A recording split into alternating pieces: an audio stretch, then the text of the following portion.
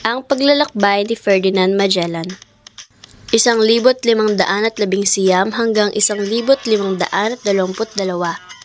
Pinakamatagumpay na paglalayag noong panahon ng paggalugad at pagtuklas, or Age of Exploration and Discovery. Sino nga ba si Ferdinand Magellan? Si Ferdinand Magellan ay isang Portuguese na manlalayag. Ipinanganak siya noong taong 1480. Napatunayan ng kanyang ekspedisyon na bilog at hindi patag ang mundo. Ang kanyang ekspedisyon ay ang paghahanap ng bagong ruta patungong Moluccas Islands o ang Spice Islands. Ang Moluccas Islands ay isang pangkat ng mga pulo sa Indonesia. Ito ay matatagpuan sa timog na bahagi ng kapuluan ng Pilipinas. Noong panahong iyon, tanyag ang Moluccas sa mga Europeo dahil matatagpuan sa mga pulong ito ang iba't ibang uri ng mga halamang ginagamit bilang pampalasa sa pagkain. Naglayag si Magellan sa ngalan ng Spain dahil hindi pumayag ang hari ng Portugal sa balak niya na maglayag papuntang Moluccas sa pamamagitan ng daang pakanluran. Nagsimula ang paglalakbay ni Magellan at ng kanyang mga kasamahan noong Setyembre 20, 1519. Naglayag ang 5 barko, ang Trinidad, San Antonio,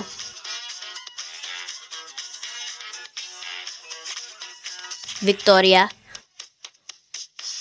Concepcion at Santiago patungong Santa Lucia Bay na ngayon ay Rio de Janeiro Bay noong Disyembre 13, 1511.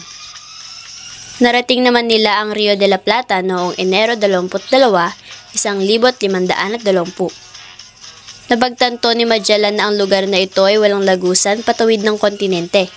Dahil dito, naglayag pa sila patimog at narating nila ang daungan ng San Julian noong Marso 31, 1520. Sa daungang ito tumigil sila Magellan upang hintayin matapos ang panahon ng taglamig. Sa mga panahong ito, nagkaroon ng pag-aaklas sa mga tauhan ni Magellan na napahupa naman niya.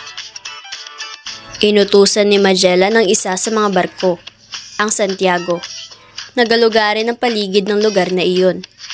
Ngunit sa kasamang palad ay tumaob ito. Noong Oktubre 21, 1521 ay narating nila ang Cape Virginis.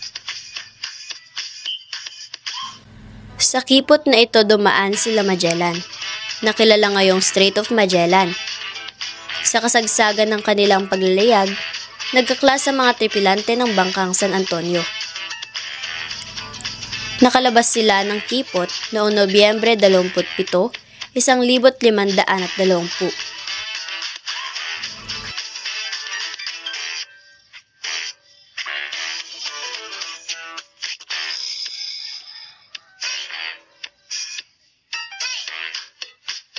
Narating naman nila ang Pilipinas noong Marso 17, 1521.